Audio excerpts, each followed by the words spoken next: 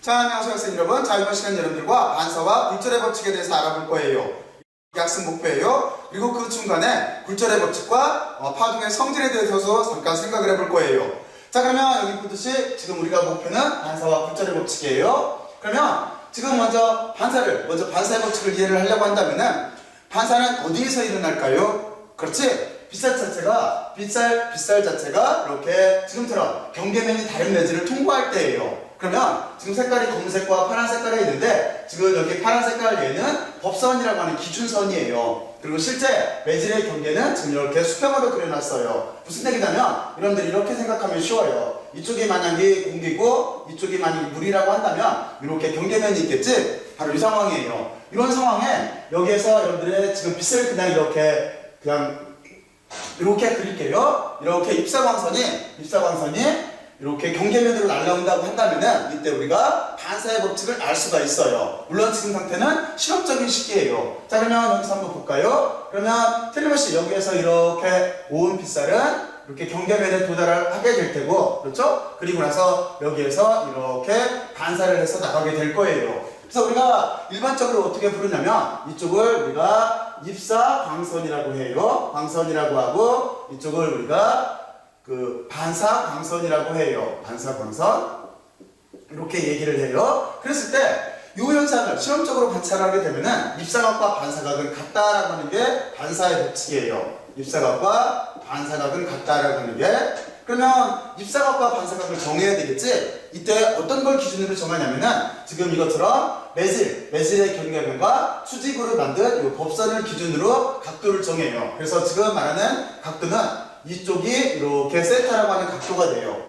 그래서 만약에 물론 이 두 각도는 같지만 지금 만약에 이쪽을 세타 1이라고 쓰고 이쪽을 만약에 세타 1의 프라임이라고 이렇게 쓴다면 입사각과 반사각이 같아야 되기 때문에 결국에 반사의 법칙이 뜻하는 것은 세타 1과 세타 1의 프라임이 같다라고 하는 이 식이에요. 여러분들이 잘 알고 있는 식이지? 그렇지? 그래서 입사각과 반사각은 같아요. 자, 이제 두 번째 굴절의 법칙에 대해서 알아봐야 되는데 굴절의 법칙도 아주 간단해요. 그런데 제가 여기에다가 이번에는 공기와 물 이렇게 쓰지 않고 여기에다가 이렇게 기호를 쓸게요. N이라고 하는 기호를 쓸 거예요. 그리고 나서 여기 매질이 두 개로 되어 있으니까 이쪽을 N1이라고 하고 이쪽을 N2라고 할게요. 자, 그러면 지금 제가 N1, N2라고 이렇게 썼는데 이 N1, N2가 뜻하는 게 뭐냐면 굴절률이라고 하는 개념이에요. 그래서 여러분들이 세 번째로 알고 있어야 될 거는 이렇게 굴절률이라고 하는 개념이에요. 굴절률. 그러면 굴절률도 정의가 있을 텐데 어떻게 정의를 하냐면 굴절률은 기호로는 이것처럼 N이라고 써요. 그리고 이 정의 자체는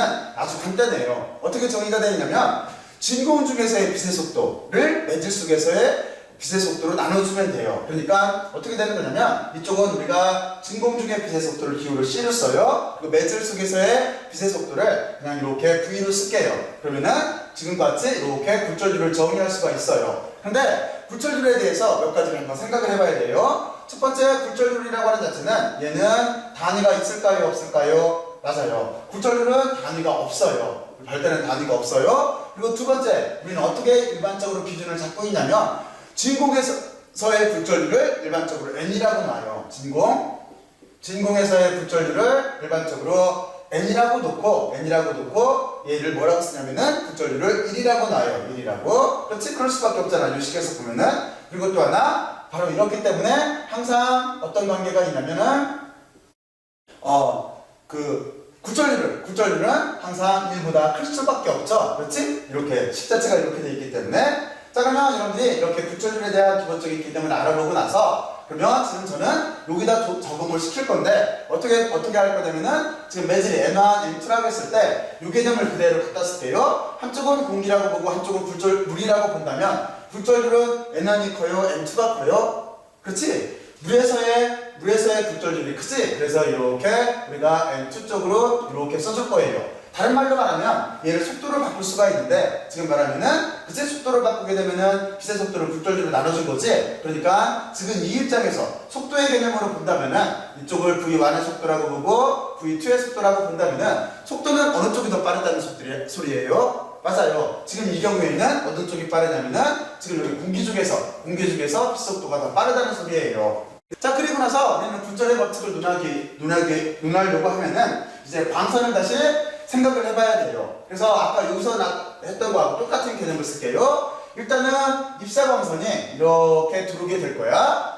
얘가 입사광선이에요. 입사광선. 입사광선이 이렇게 들어오게 되면은 반사 법칙에 의해서 틀림없이 같은 각도로 이렇게 반사광선이 생길 거예요. 반사광선이.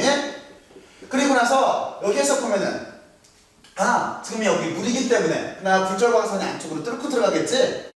그래서 지금 이 경우에는 이렇게 굴절광선이 이쪽으로 안쪽으로 이렇게 뚫고 들어가게 돼 있어요. 얘를 굴절광선이라고 할 거예요. 이렇게 하나의 비사에 추가가 돼요. 자, 그러면 여러분들 일단 여기서 하나를 생각해 볼 수가 있겠지? 어떤 걸 생각할 수가 있냐면 바로 이거죠. 매질의 경계면에서 빗살도 빛도 에너지니까 에너지가 일부는 반사가 될 수도 있고 지금 이것처럼 일부는 굴절이 돼서 안쪽을 투과할 수도 있다는 소리예요. 자, 그리고 나서 좀 전에 뭐라 그랬어? 우리가 이쪽에서 잡을 때 여기를 세타1이라고 잡았어요. 곡선과 입사광선 사이의 각도 여기를 세타1이라고 잡았어요. 그러니까 지금 세타1은 여기가 세타1이 되겠죠? 세타1이 될 거고 그리고 나서 세타2는 우리가 여기를 이렇게 세타2로 표시를 해줄 수가 있어요. 자, 그러면 여러분들이 여기까지 잘 이해를 했을 거라고 생각을 하고 그리고 나서 이것도 마찬가지예요. 실험식으로 이렇게 관찰을 해보게 되면은 여기에서 어떤 실험식을 어떤 관계를 알 수가 있냐면 여러분들이 지금 각도를 사인으로 표시를 하고 이거를 속도에 대한 텀으로 표시를 하게 되면은 사인 세타1과 여기 보면은 사인 세타2 사이에는 속도 관계에서 어떤 텀이 있냐면 얘는 V1에서 V2를 이렇게 V2를 V1으로 나눠준 관계가 있어요. 이해되셨죠? 자, 그러면 여러분들이 여기까지 잘 이해를 했을 거라고 생각을 하고 자, 그리고 나서 여러분들은 한 가지를 더 생각을 해봐야 돼요. 여러분들이 지금처럼 입사광선, 반사광선, 굴절광선을 그릴 때 그냥 아무렇게나 그리면 될까? 여기에 뭔가 규칙이 있겠죠? 그렇죠? 그래서 여러분들은 여기에서 원래는 입사면이라고 하는 정의를 알고 있어야 돼요.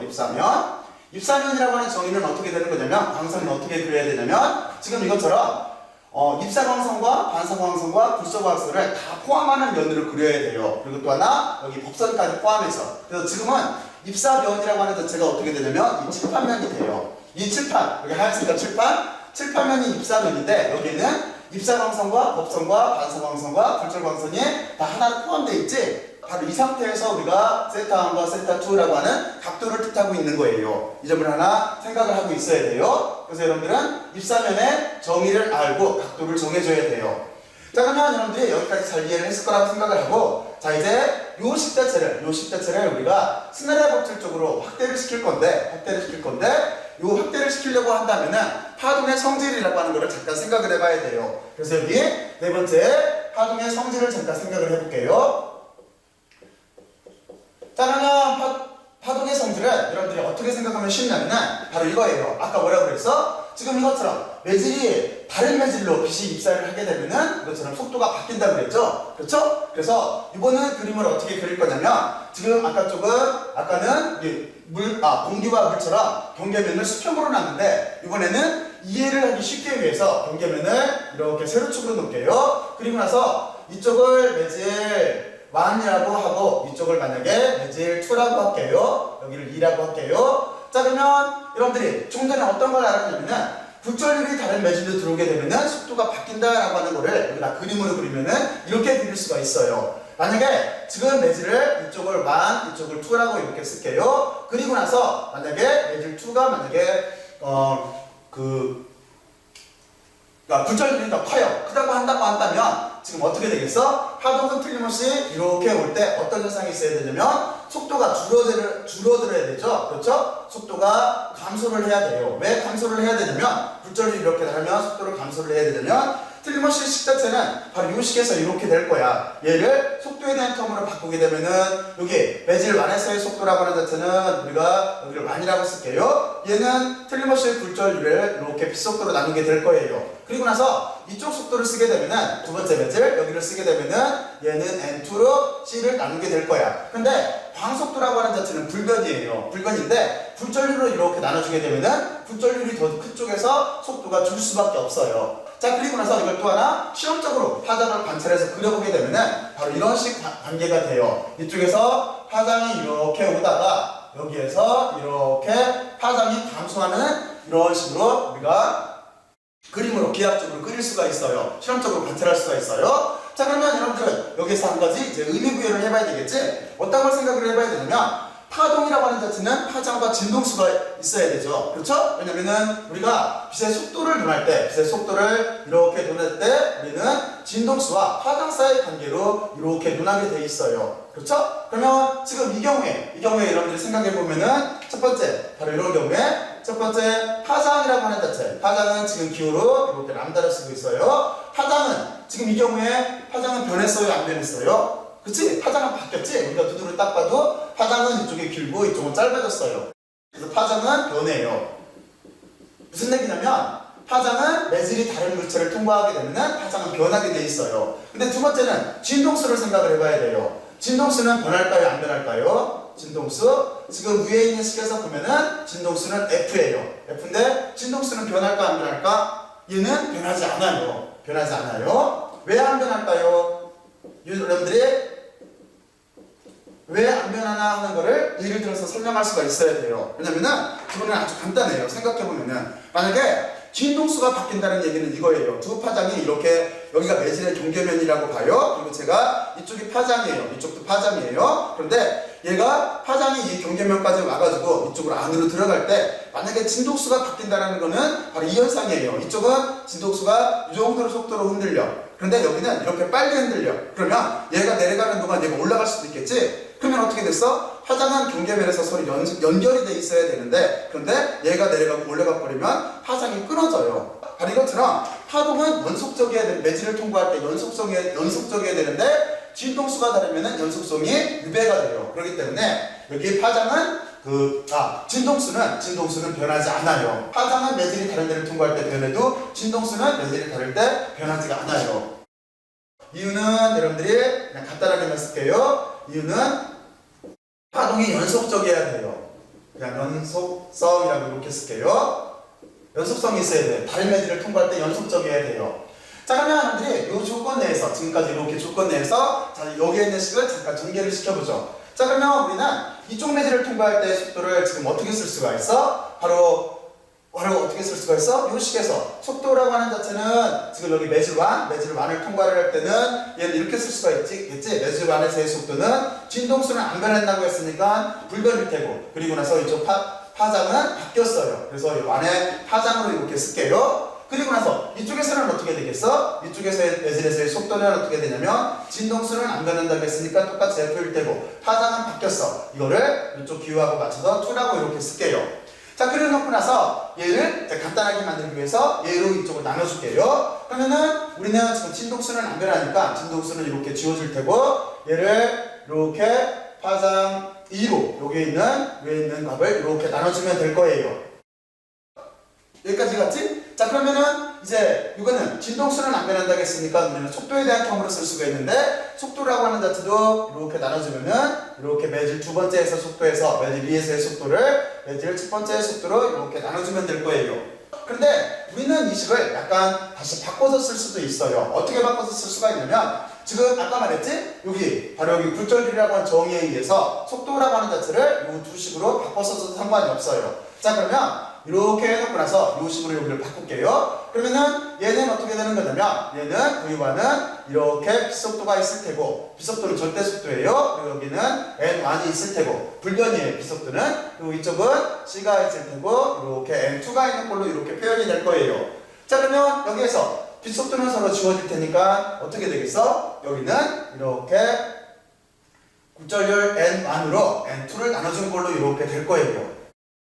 자, 그리고 나서 여러분들은 여기 두 식을 이용해서 얘를 단순화시키면은 이런 식을 얻을 수가 있겠지? 람다 파장의 안에다가 이쪽을 이렇게 곱하면 굴절률이 이렇게 나올 테고 그리고 두 번째 매질에서의 여기 파장에다가 그렇죠? 빛의 파장에다가 이렇게 굴절률을 나눠준 식이 같다라고 하는 이 식을 이렇게 얻을 수가 있을 거예요. 그런데 우리가 일반적으로 아까 뭐라 그랬냐면 진공 속에서의 굴절률을 n이라고 그랬어요. 그래서 이 식을 약간 단순화해서 쓸 수가 있어요. 어떻게 단순해서 쓸 수가 있냐면 진공 속에서의 굴절률을 만약에 n이라고 놓는다면 얘가 매질만을 진공으로 봐요. 진공에서 어떤 매질 속으로 빛이 입사를 했다라고 생각을 해봐요. 그러면은 이렇게 쓸 수가 있겠지. 얘는 1일 테니까 생각을 안 해도 되고, 그리고 나서 우리가 얘를 굴절률, 매질에서의 굴절률 입장으로 정리를 하게 되면은 매질에서의 굴절률이라고 하는 자체는 굴절률은 N2는 그냥 N으로 쓸게요. N으로 쓰고, 그리고 매질에서의 파장을 이렇게 쓸게요. 매질에서의 파장을 이렇게 비율을 바꿔 쓸게요. 그리고 이쪽 빗속에서의 파장을, 그러니까 진공 쪽에서의 파장인 거죠. 진공 쪽에서의 파장을 람다라고 이렇게 쓸게요. 그러면은 우리가 지금 여기에서 요식처럼 이렇게 음식처럼 어떤 식을 얻을 수가 있냐면 매질에서의 굴절률을 반환식을 얻을 수가 있어요. 그래서 위에다 쓸게요. 얘를 매질의 굴절률이라고 해요. 요식을. 자, 그러면 우리는 여기까지 이제 매질의 굴절률까지 이렇게 구해봤고, 다시 아까 뭐였었냐면 여기 반사의 법칙에서 우리는 실험식으로 이렇게까지 알아봤어요. 그리고 나서 얘를 이제 우리가 잘 알고 있는 꼴, 스넬의 법칙꼴로 바꿀 거라고 했지?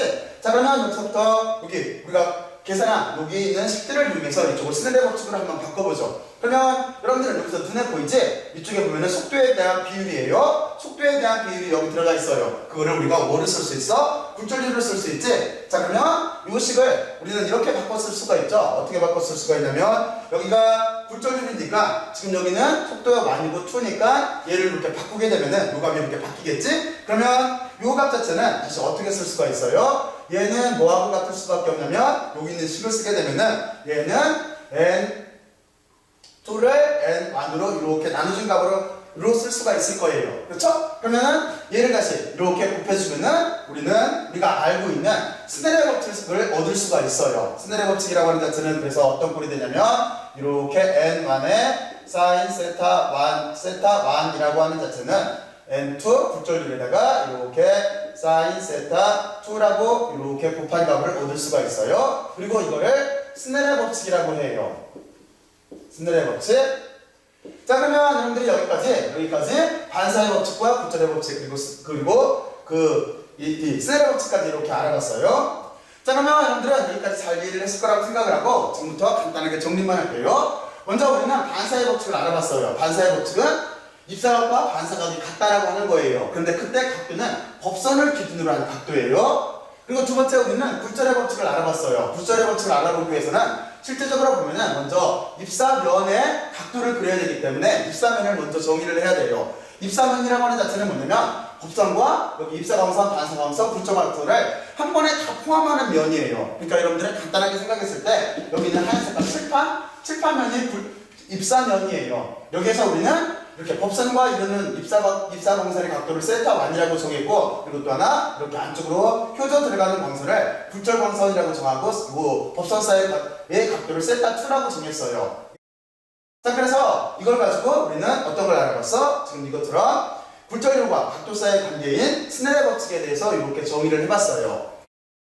자, 그리고 우리는 여기서 또 하나를 생각해 볼 수가 있겠지? 만약에 여기에다가 하나 이런 경우를 생각한다면 어떻게 될까요? 여기 만약에 이번에는 여기 똑같은 조건이에요. 굴절률이 N1, N2가 있는데 여기가 매질의 경계면이야. 경계면이 이렇게 있는데 N2 쪽이 이렇게 커. 이쪽이 굴절률이 더 커요. 그쪽에 입사광선이 들어왔어. 그러면 어떻게 될까? 그러면 틀림없이 여기에서 우리가 휘어지는 각도는 어떻게 정의를 할 수가 있냐면 바로 이것처럼 정의를 할 수가 있어요. 만약에 굴절률이 같다라고 한다면은 여기 있는 빛은 그냥 점선으로 그릴게요. 원래 그냥 이렇게 쭉 들어와야 될 거야. 입사광선을 휘어지거나 굴절되지 않고 그냥 일직선으로 들어와야 될 거예요. 만약에 지금 점선은 뭐냐면 N1과 N2의 매질의 굴절률이 같다라고 할 때예요. 그러면 이 점선처럼 들어와야 될 거야. 그리고 우리는 만약에 N1보다 N2가 클 때는 이렇게 이것처럼 안쪽으로 휘어진다는 걸 알았어요. 그러면 지금처럼 조건이 여기 첫 번째, 그리고 두 번째 조건, 그리고 세 번째 조건에서 지금 이것처럼 크게 되면은 빨간 색깔로 그릴게요. 이때는 우리가 광선 자체가 지금 이것처럼 이렇게 위쪽으로 이렇게 휘어지게 돼 있어요. 그러면 여러분들이 헷갈릴지 모르니까 여기 표시를 해줄게요. 자, 지금 바로 이 굴절률일 때는 이렇게 되는 거고, 얘는 이렇게 되는 거고, 그리고 또 하나 얘는 이쪽으로 이렇게 휘어진다는 소리예요.